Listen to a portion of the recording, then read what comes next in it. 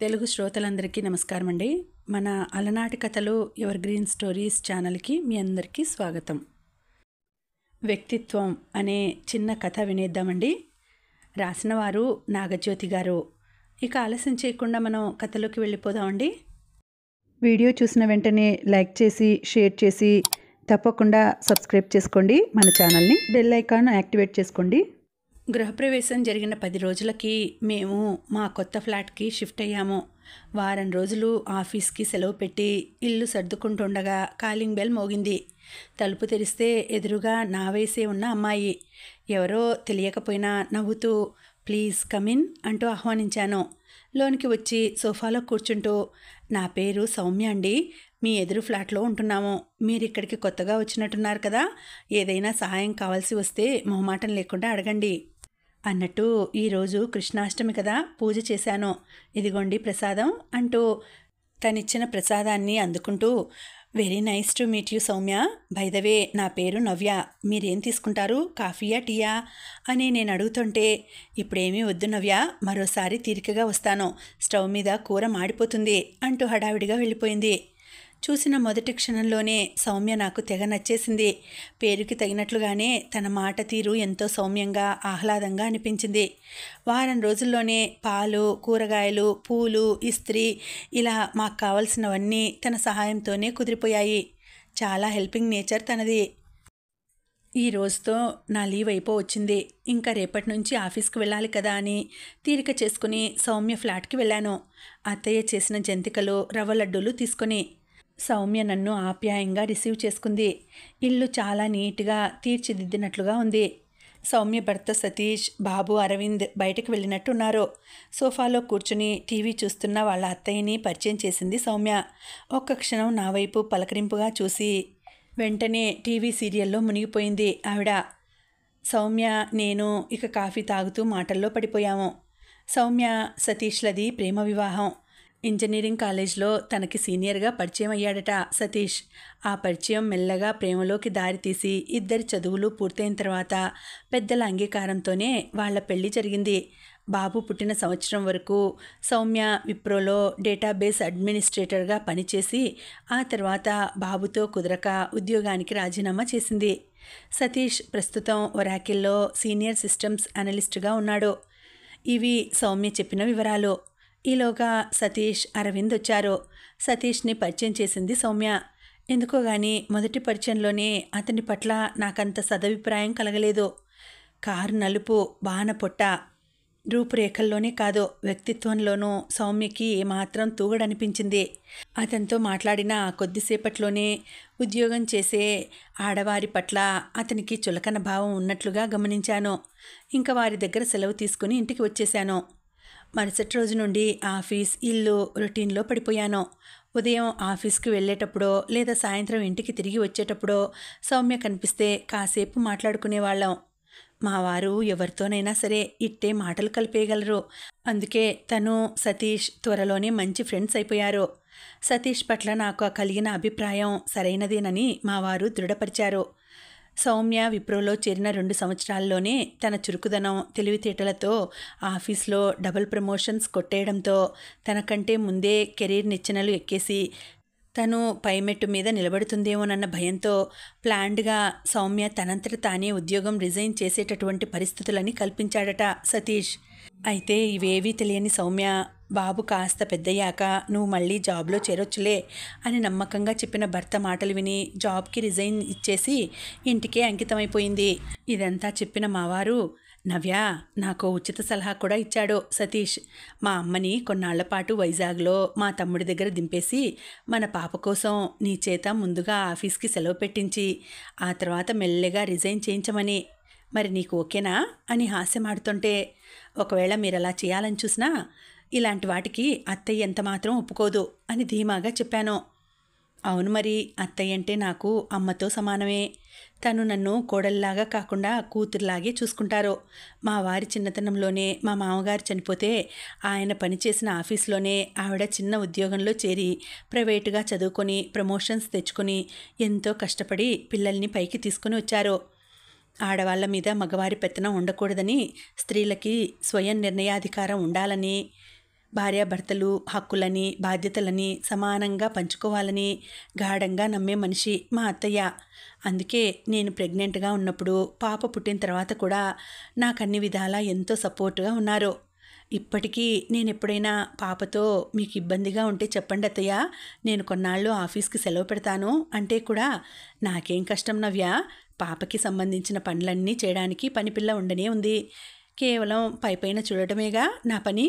అంతగా అవసరమైతే అబ్బాయి సెలవు పెట్టుకుంటాళ్లే, వాడిదిలాగూ గవర్నమెంట్ ఉద్యోగమేగా, బోలెడన్ని సెలవులుంటాయి అనే అత్తయ్యని చూసి మా వారు ఉడుక్కుంటారు. ఏమిటమ్మా నువ్వెప్పుడు కోడలి పక్షమే అంటూ. 4 సంవత్సరాలు గడిచిపోయాయి. ఈ మధ్య కొద్ది రోజులుగా గమనిస్తున్నాను, సౌమ్యలో ఏదో మార్పు. మనసు విప్పి మాట్లాడడం లేదు. ఎప్పుడూ ఉదాసీనంగా ఏదో కోల్పోయిన దానిలాగా ఉంటుంది. మొహంలో కళ తగ్గింది. మునుపటి హుషారు చురుకుదనము లేవు. ఎన్నిసార్లు అడిగినా ఏమీ లేదనే అంటోంది. సౌమ్య అలా డల్గా ఉంటే నా మనసుకేమీ తోచడం లేదు. ఇక లాభం లేదు, మా మైత్రిని రంగంలోకి దింపాల్సిందే అనుకున్నాను. అన్నట్లు మైత్రి ఎవరో చెప్పనే లేదు కదూ, తను మా వారి చెల్లెలు. నాకు వరుసకి ఆడుపడిచి అయినా మేమిద్దరం అక్కా చెల్లెళ్ళ కంటే ఎక్కువ క్లోజ్గా ఉంటాం. మా వారిలాగే తను ఎవరితోనైనా ఇట్టే కలిసిపోతుంది. ఎదుటివారి చేత మాట్లాడిస్తుంది. వారి మనసులోని మాటల్ని సులభంగా గ్రహిస్తుంది. తగిన సలహాలు ఇస్తుంది. అవసరమైతే సహాయము చేస్తుంది. మా ఇంటికి వచ్చినప్పుడల్లా సౌమ్యని కూడా పలకరించి కానీ వెళ్ళదు మైత్రి. ఆ రోజు సాయంత్రం సౌమ్య కనిపించగానే, సౌమ్య, దసరాకి బొమ్మల కొలువు పెట్టింది మైత్రి. మనిద్దరినీ రేపు ఉదయమే వాళ్ళ ఇంటికి రమ్మని చెప్పింది. నీ సెల్కి తను ఎన్నిసార్లు ఫోన్ చేసినా నీ ఫోన్ స్విచ్ ఆఫ్ వస్తోందని నన్ను నీకు చెప్పమంది. రేపు 10 గంటలకల్లా వెళ్ళి ఈవినింగ్ వరకు సరదాగా గడిపి తాంబూలం తీసుకుని వద్దామా అని అడిగాను. ఎప్పుడు ఏ ప్రోగ్రాం వేసినా మా వారిని అడిగి చెప్తాను అని సౌమ్య ఎందుకో గాని ఈసారి వెంటనే సరేననడం శుభసూచకంగా అనిపించింది. ఆ రాత్రే మైత్రికి ఫోన్ చేసి విషయమంతా వివరంగా చెప్పాను. మర్నాడు ఉదయం 10 గంటలకల్లా సౌమ్య, నేను, మైత్రి వాళ్ళ ఇంటికి చేరుకున్నాం. మమ్మల్ని చూస్తూనే ఆనందంగా ఎదురొచ్చింది మైత్రి. ముగ్గురం కొంచెంసేపు కబుర్లు చెప్పుకున్న తర్వాత, మైత్రి, నేను అన్నయ్య గారితో కలిసి కాసేపు పిల్లని ఆడిస్తాను, మీరు మాట్లాడుకుంటుండండి అని చెప్పి వాళ్ళిద్దరినీ ఒంటరిగా వదిలేసి పిల్లల రూంలోకి నడిచాను. అన్నయ్య గారిని పలకరించి పిల్లలతో కలిసి క్యారం బోర్డు ఆడడం మొదలు పెట్టానే గాని మైత్రి సౌమ్యల సంభాషణ మీదే ఉంది నా ధ్యాసంతా. అదేమిటి మైత్రి, నువ్వు ఖాళీగా కూర్చుని ఇంతసేపు మాతో కబుర్లు చెబుతుంటే పాపం మీ వారు ఒక్కరే పిల్లల్ని ఆడిస్తున్నారా అని సౌమ్య ఆశ్చర్యంగా అడగడం వినిపిస్తోంది. తనకి ఈ విషయం ఆశ్చర్యంగా అనిపించడంలో వింతేమీ లేదు. ఎందుకంటే నేనెన్నోసార్లు గమనించాను, మా ఫ్లాట్స్లో మేమందరం లేడీస్ ఈవినింగ్ అని నెలకి ఒక్కరోజు ఆదివారం సాయంత్రం 3 గంటల నుండి 6 గంటల వరకు మా క్లబ్ హౌస్లో జరుపుకుంటాం. మేము అలా సరదాగా గడిపే ఆ 3 గంటలలో ఎన్నోసార్లు వాళ్ళ బాబు వచ్చి సౌమ్యని విసిగిస్తుంటాడు. ఆ టైంలో సౌమ్య భర్త ఇంట్లోనే టీవీ చూస్తూనో లేదా ఫోన్లో ఫ్రెండ్స్తో హస్కు కొడుతూనో ఉంటాడే తప్ప కొంచెం కూడా వాళ్ళ బాబు బాధ్యత తీసుకోడు. ఆ అత్తగారు అంతే, ఇల్లు బాబు అన్నీ సౌమ్య బాధ్యతే అన్నట్లుంటారు వాళ్ళు. సౌమ్య అన్నదానికి మైత్రి, పిల్లల్ని మా వారు ఆడించడంలో తప్పే ఉంది సౌమ్య, పిల్లల బాధ్యత తల్లిదండ్రులకి ఇద్దరికీ సమానమే కదా. వారంలో 5 రోజులు మా వారు ఆఫీస్కి వెళ్తారు కాబట్టి పిల్లల్ని నేను చూసుకుంటాను. శని ఆదివారాలు తనకి సెలవే కాబట్టి పిల్లల్ని తనే చూసుకుంటారు. ఆ 2 రోజులు వంట కూడా తనే చేస్తారు లేదా హోటల్ నుండి తెప్పిస్తారు. తను ఆ 2 రోజులు నాకు పూర్తిగా రెస్ట్ ఇస్తారు. కాబట్టి నేను నా టెక్నికల్ ఆర్టికల్స్ చాలా మటుకు శని ఆదివారాల్లోనే పూర్తి చేసుకోగలుగుతాను అంది. సౌమ్యకి అర్థమైనట్లు లేదు. ఏమిటి, నువ్వు టెక్నికల్ ఆర్టికల్స్ రాస్తావా మైత్రి? నాకు తెలియదే, నీ గురించి మొత్తం చెప్పాలి ఈవేళ అంది. తప్పకుండా. నేను మా వారు ఖరగ్పూర్ ఐఐటిలో ఎంటెక్ ఎలక్ట్రానిక్స్ చేశాము. అక్కడే మా ఇద్దరి పరిచయము ప్రణయానికి దారితీసింది. చదువు పూర్తి అవుతూనే ఇద్దరం క్యాంపస్ సెలక్షన్లో అమెజాన్లో సెలెక్ట్ అయ్యాము. లక్కీగా ఒకే చోట పోస్టింగ్స్ ఇచ్చారు. జాబ్లో చేరిన 6 నెలలకి పెద్దల అంగీకారంతో మా వివాహం జరిగింది. పెళ్ళైన 2 ఏళ్లకి మాకు పిల్లలు పుట్టారు. కవలలు కావడంతో వర్క్, ఇల్లు, పిల్లలు బ్యాలెన్స్ చేయడం కాస్త కష్టంగా ఉండేది. అప్పటికి మా అత్తయ్య గారు, అమ్మ కూడా చాలా హెల్ప్ చేసేవారు. కానీ మేమిద్దరము జోనల్ ఇన్ఛార్జీలమి కావడంతో వర్క్ ప్రెషర్ చాలా ఎక్కువగా ఉండేది. తరచుగా ఫారిన్ కంట్రీస్లో మీటింగ్స్కి అటెండ్ అవ్వవలసి వస్తుండేది. దాంతో నేను ఇక ఉద్యోగానికి రాజీనామా ఇచ్చేశాను అని చెప్పింది. అయితే అన్నయ్య గారు కూడా మా వారిలాగానే నీ చేత ఉద్యోగం మానిపించేశారన్నమాట అంది సౌమ్య. సౌమ్య మాటలకి మైత్రి వెంటనే స్పందించింది. లేదు సౌమ్య, నేను జాబ్కి రిజైన్ చేయడంలో మా వారి పాత్ర ఎంత మాత్రమూ లేదు. అది పూర్తిగా నా నిర్ణయమే. మా వారు నిజానికి సర్వెంట్స్ సాయంతో ఎలాగోలా మేనేజ్ చేసుకుందామని అన్నారు. నాకే పిల్లల ముద్దు ముచ్చట్లు చూస్తూ వాడితో సరదాగా ఉండాల్సిన సమయంలో ఒక టైము పాడు లేకుండా వచ్చే ఫారెన్ క్లయింట్స్ కాల్స్ అటెండ్ చేస్తూ విదేశాల్లో మీటింగ్స్ అంటూ బిజీగా ఉండడం నచ్చక ఉద్యోగం మానేయాలని నిర్ణయించుకున్నాను. సౌమ్య ఆలోచనలో పడిందేమో. కొద్ది క్షణాల పాటు మాటలు వినిపించలేదు. కొంచెం సేపటి తర్వాత మళ్ళీ సౌమ్య గొంతు వినిపించింది. మైత్రి, నువ్వు ఉద్యోగం మానేసిన తర్వాత భర్త మీద ఆర్థికంగా ఆధారపడ్డట్టుగా ఎప్పుడైనా ఫీల్ అయ్యావా? తన ప్రశ్న వినగానే 10 రోజుల క్రిందట మా ఫ్లాట్స్లో జరిగిన విషయం జ్ఞప్తికి వచ్చింది నాకు. ఆ రోజు చెన్నై వరద బాధితుల సహాయార్థం ఫ్లాట్స్లో అందరి దగ్గర డొనేషన్స్ కలెక్ట్ చేస్తున్న మా అసోసియేషన్ ట్రెజరర్ సౌమ్య, నీ పేరున ఎంత వ్రాయమంటావు అని అడిగింది. సౌమ్య వెంటనే 2000 రాయి కవిత అని చెప్పి డబ్బులు తేవడానికి లోనికి వెళ్ళిన 10 నిమిషాలకి తిరిగి వచ్చి, సారీ మా వారు 500 రాయమన్నారు అని చెప్పింది చిన్నబోయిన మొహంతో. అలా ఎన్నడూ ఫీల్ అవ్వలేదు సౌమ్య. మా వారి శాలరీ అకౌంట్ నుండి 2 డెబిట్ కార్డ్స్ తీసుకున్నాం. ఒకటి నా దగ్గర, మరొకటి తన దగ్గర ఉంటాయి. ఉద్యోగం చేసినా చేయకపోయినా భార్యాభర్తలకి అన్ని విషయాల్లోనూ సమానాధికారాలు ఉంటాయి. ఉద్యోగం మానేసినంత మాత్రాన మనం మన స్వతంత్రాన్ని వ్యక్తిత్వాన్ని కోల్పోనవసరం లేదుగా అని మైత్రి చెప్పిన జవాబు నాకెంతో నచ్చింది. సౌమ్య సందేహాలు ఇంకా పూర్తి కానట్టున్నాయి. తన సందేహాలన్నింటికీ మైత్రి దగ్గర సమాధానం దొరుకుతుందనే నిజానికి నేను తనని ఇక్కడికి తీసుకుని వచ్చింది. అన్నట్టు మైత్రి, టెక్నికల్ ఆర్టికల్స్ రాయటానికి నీకు టైం ఎలా దొరుకుతుంది? నాకైతే ఉద్యోగం మానేశాక ఇంట్లో పనికే ఎంత టైం అయినా చాలట్లేదు. ఒక్క విషయం సౌమ్య, ఆడవాళ్ళు జాబ్ మానేసి ఇంటిని చూసుకోవడం అంటే వాళ్ళ తెలివితేటలని, నాలెడ్జ్ని, వ్యక్తిత్వాన్ని, చివరికి వారి సమయాన్ని కూడా పెట్టెలో పెట్టి తాళం వేసేయడం కాదు. నా సబ్జెక్ట్ సైబర్ సెక్యూరిటీ అంటే నాకెంతో ప్యాషన్. ఉద్యోగం మానేసినా నేను నా సబ్జెక్ట్ టచ్లోనే ఉన్నాను.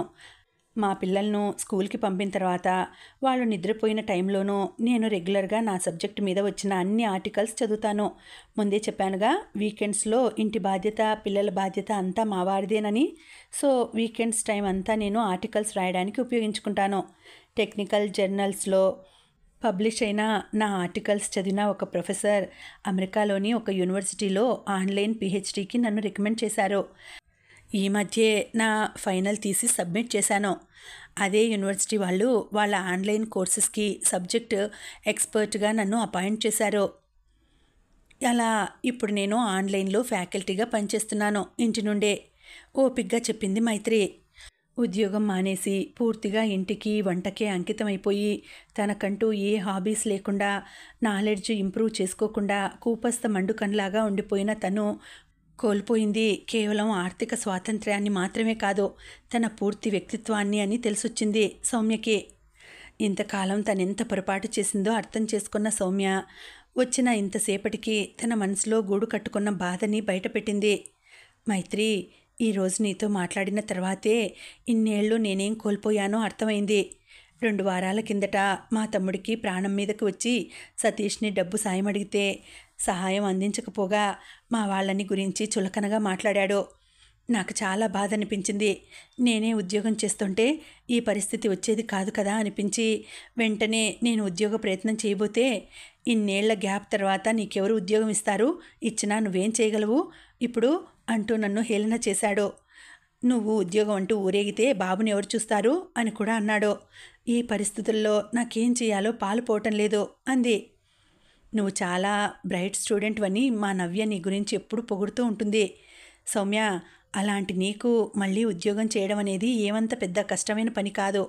ముందుగా నువ్వు ఇంటర్నెట్లో నీ సబ్జెక్ట్లో వచ్చిన లేటెస్ట్ డెవలప్మెంట్స్ అన్నీ ఫాలో అవ్వు. నిన్ను నువ్వు అప్డేట్ చేసుకో. అలాగే ఏదైనా ఇన్స్టిట్యూట్లో చేరి ప్రస్తుతం డిమాండ్లో ఉన్న కోర్సులో జాయిన్ అవ్వు. మీ ఇంటికి దగ్గరలో నా ఫ్రెండ్ వాళ్ళది ఒక ఇన్స్టిట్యూట్ ఉంది. నువ్వు చేరతానంటే చెప్పు, నేను తనకి ఫోన్ చేసి చెప్తాను. మెరిట్ స్టూడెంట్స్కి వాళ్ళే ప్లేస్మెంట్స్ కూడా అరేంజ్ చేస్తారు. ఇక బాబు విషయం అంటావా? మీ బాబు కాస్త పెద్దయ్యాడు. ఇప్పటికే 6వ క్లాస్లో ఉన్నాడుగా. తన పనులు తను చేసుకోగలడు. మీ అత్తగారిని బాబుని కూడా వాళ్ళ పనులు వాళ్ళు చేసుకునేట్టుగా చూసుకో. అంతగా అవసరమైతే మా అన్నయ్య వాళ్ళ పాపతో పాటు మీ బాబుని కూడా కొన్నాళ్ల పాటు మా అమ్మ చూసుకోగలదు.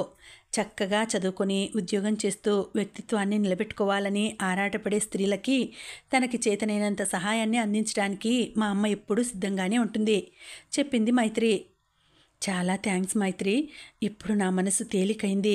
నువ్వు చెప్పింది బాగుంది, అలాగే చేస్తాను అని సౌమ్య చెబుతుంటే తనని మైత్రి వాళ్ళ ఇంటికి నేను తీసుకువచ్చిన ఉద్దేశం నెరవేరినట్లే అనిపించింది. చెప్పినట్లుగానే వారం రోజుల్లో సౌమ్య కొత్త కంప్యూటర్ కోర్సులు చేయడానికి ఇన్స్టిట్యూట్లో చేరిపోయింది. 4 నెలల కోర్సు పూర్తి అవుతూనే సౌమ్యకి మంచి కంపెనీలో ఇంటర్వ్యూకి పిలుపు వచ్చింది. ఆ రోజు సాయంత్రం వెలిగిపోతున్న మొహంతో చేతిలో స్వీట్స్ ప్యాకెట్స్తో ఇంటికి వచ్చిన సౌమ్యను చూస్తూనే మా అత్తయ్య, కంగ్రాట్స్ సౌమ్య, నీ మొహంలో మెరుపులు చూస్తూనే తెలుస్తోందమ్మా నువ్వు వెళ్ళొచ్చిన ఇంటర్వ్యూ సక్సెస్ అయిందని, నీకు ఉద్యోగం వచ్చిందని.